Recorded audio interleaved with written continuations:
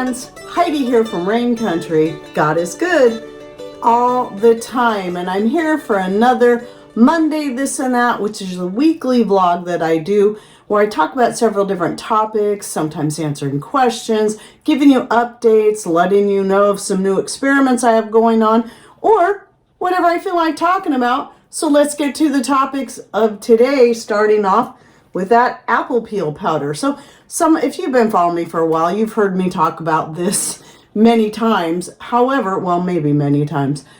And what I'm going to do actually is link you back to a couple of videos.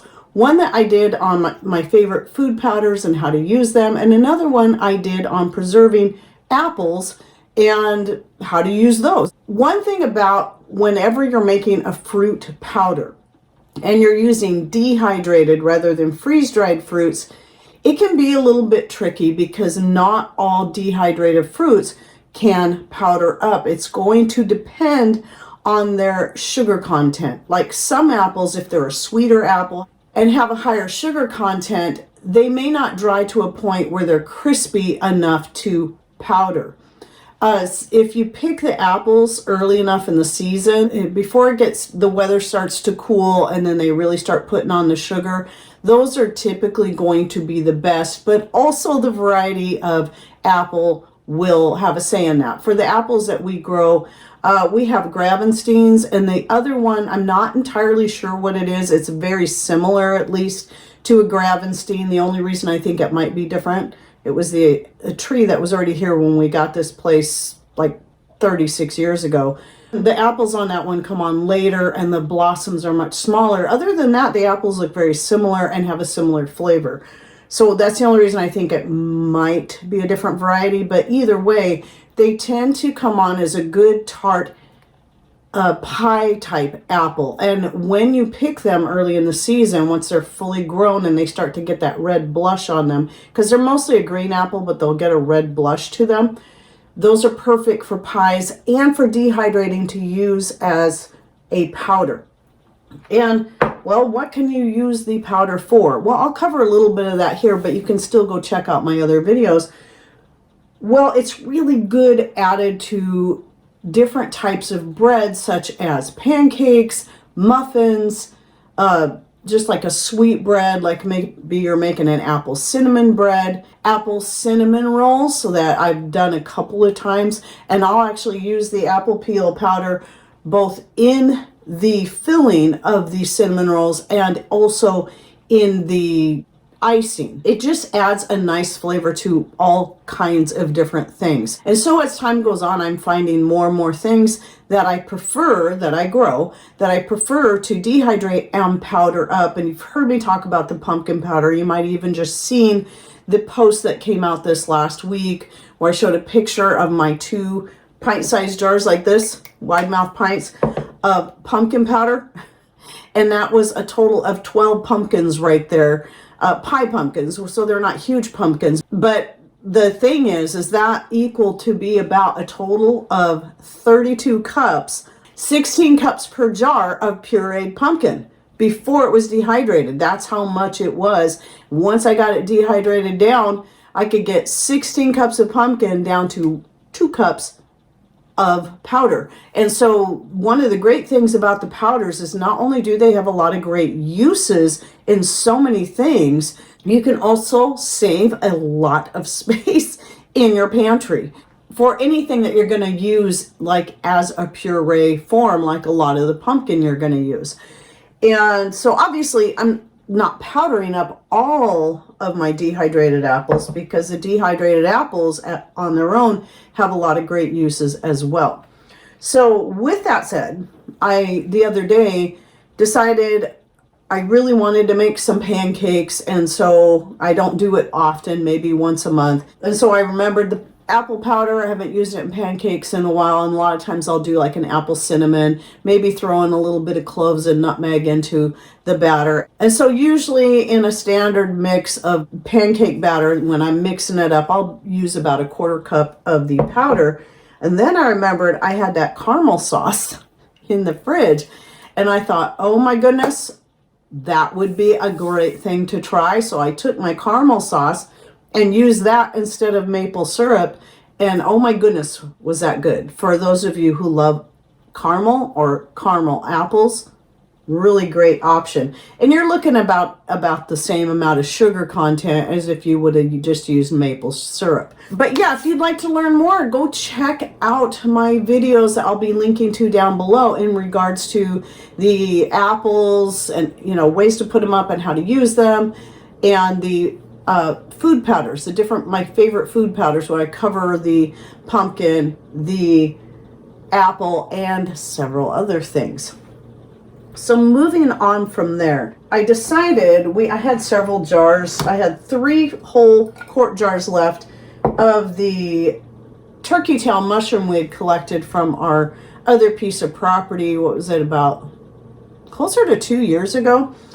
Yeah, because we got a nice big haul. And I decided, since I'm finding that the turkey tail tincture seems to work better than just using it in tea form, I just find it seems to be more effective at whatever you're using it for. I decided to take one of the jars and get 2 batches, 2 nearly quart jars. These aren't quite quarts, these recycled jars, but almost. But anyway, get 2 batches going of the turkey tail tincture. So in this case, I do use vodka. Most of my extracts that I make, the medicinal ones, I typically will use homemade wine, partly because of the flavor and because it's way cheaper than using even the Costco big bottle of vodka. But for things that are more woody, such as your turkey tail mushroom, I use the vodka instead. I just feel that it's, in this case, you know, same thing when I'm making the elderberry spice tincture, because of the woodier items I add to that, such as the cinnamon sticks and the cloves, then I prefer to use vodka. I would love to use my spiced rum, but that's reserved only for making vanilla extract. Spiced rum is more expensive than vodka. So anyway, turkey tail is just, if you have access to it, you know, especially if you live in rain country, where lots of rain typically equals lots of mushrooms of various kinds, turkey tail just has a lot of great benefits. It's been proven to help prevent, you know, scientifically proven, you can even read this on the nih.gov, to prevent or even cure various kinds of cancers, to help with different viral infections, and so much more, and to also help boost your immune system.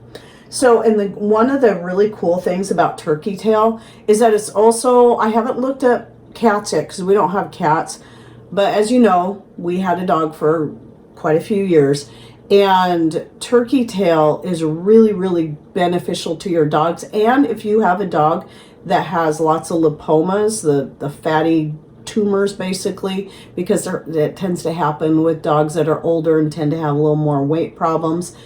I was reading that the turkey tail mushroom, like they powder up or get a powdered form of it and put it on their food, it can be very helpful at getting rid of those lipomas. I also read, by the way, that massaging castor oil into them can be helpful as well. It's just really beneficial to your dog anyway. Again, it will still have a lot of the same anti-cancer and immune boosting antiviral effects in your dog's health as well. So anyway, that's what's going on here, and I plan to do some more updates, but I do also want to link you to a video I did 2 or 3 years ago when we first started discovering the turkey tail on our own property, and I was like, yes, and that's the piece down the road, not right here, though I found a little bit in a couple places here.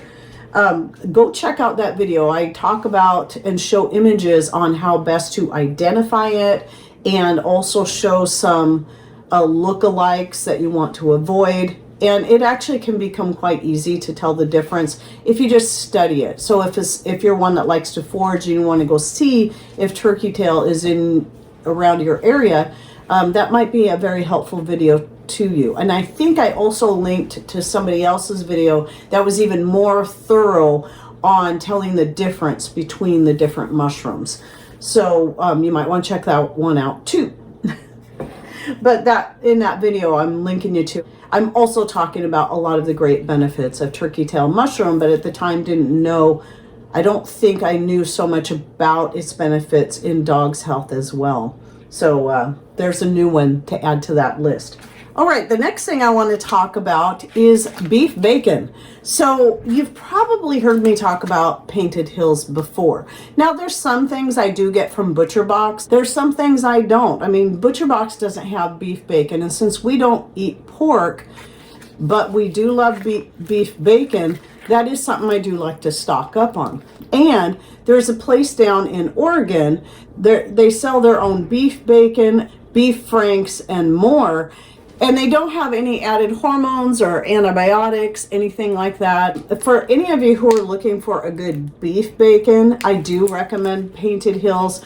And I'm supporting some local ranchers this way, which one of the downfalls to Butcher Box is all their beef, though I love their beef roasts, it all comes from Australia. Nothing against Australia, but again, you know, it's importing when it would be nice to be able to support more local ranchers. One of the reasons, and so I do really like being able to order from Painted Hills. They also have roasts, steaks, jerkies, and like I said, the beef franks. And so I'm going to put a link to their website down below. This is frozen and my hand's getting cold. I'm not an affiliate with them. This isn't a sponsored ad. I'm not getting paid for this in any way. I just like to get the word out there whenever I find a good product, whether or not they have affiliates or not. Though it's nice when I can do that, because usually I can earn a commission off of a product I really love and also get you a deal. Unfortunately, they just don't have a setup like that. But that's okay. I'm still happy to support them and send people their way. So if you're in the US, especially if you are on the west side of the US and you're looking for some good beef bacon, I highly recommend Painted Hills. But here's the thing, is I've been buying their bacon. They used to sell it years ago locally. That's how I first learned about Painted Hills, because they were selling their bacon, their ground beef, and their roasts here. And I used to buy that. Then they stopped carrying them all together, which was really kind of a shame because they have some really good products. So I had to go looking for them, you know, since our store refuses to carry them anymore. I had to go look online for them. And so I was really thrilled to find I could order directly from them. But here's the thing, you got to get $300 worth of product if you want to get the free shipping. And you can save yourself at least $30 depending on where you live. So it probably costs more if you live farther away, where we're just a state up from them. However, they just came out with a new type of their bacon. So their beef brisket bacon was what they had before. Now, I mean, they still have it. They still carry it. And it's still a great bacon. It's meatier and thicker than this particular one. But if you're looking for something that has a little more fat, a little thinner, and fries up crispier, their classic bacon, it's the newer one. It's actually $1 cheaper per package than the other. But I love this. This is now my new favorite beef bacon. I like it even better than the original that I've been buying for years. Because of that. And I get bacon grease, where I hardly got much off the others because they were just mostly the meat with a little bit of fat. With this, I'm getting the beef bacon grease, so I can use that for other things. And I haven't done this in so many years, but back when we used to eat the pork bacon, I would always save that bacon grease and use it for when I do beans and cornbread, and I'd put some in my cast iron pan, let it get really hot. Well, with the beef bacon I was getting before, you just didn't get that. So now I have that, and I can use it for frying potatoes and doing the cornbread. And so I'm thrilled with that. And so I'm still getting my money's worth, because even though it might have less meat on it, I'm getting a bacon that we actually prefer to have with our breakfast. And I get that nice beef fat. And so anyway, I highly recommend it. So if you want to look at that again, it's one called Classic Beef Bacon. Their other one is still really good. So if you want something that's got more meat on it and less fat, and you don't mind it being a little thicker, you can get that one too. Just keep in mind, it doesn't fry up crispy like this one can. So anyway, I just wanted to let people know about that. So I recently did an order because I was getting very low on our bacon. In fact, I think it was on our last package. So I just did a big order and took a chance and bought mostly this particular one and a few packages of the one that we normally get, hoping I'd like it at least as much, if not better, and I do, even better. Okay, wanted to get that back in the freezer before it thaws because I already have some in the fridge that is thawed out. Now, typically I try to have 5 topics for my Monday this and that. I only ended up with 4 today for whatever reason, but the last one is in regards to gluten-free recipes. For a while there, when we first went off our thyroid medication, I was trying to do a little bit of gluten-free stuff just to see if that could help us. It wasn't, forever, because we're not, gluten intolerant, but just to see if it would be a way that could help kind of boost our thyroids a little bit better as we tried to heal it from years of being 15 years each of being dependent on thyroid medication. And so I started working with and creating some gluten-free recipes. And then for a while there, we had some friends that were gluten-free. And so I got back into it and started creating more gluten-free recipes, including just a standard gluten-free flour recipe that I could use to make like biscuits, cookies. I even made some ravioli for them using that same recipe, just with one added ingredient to help which I think was xanthan gum. You only need a tiny bit just to help it hold together better when I go to boil the pasta.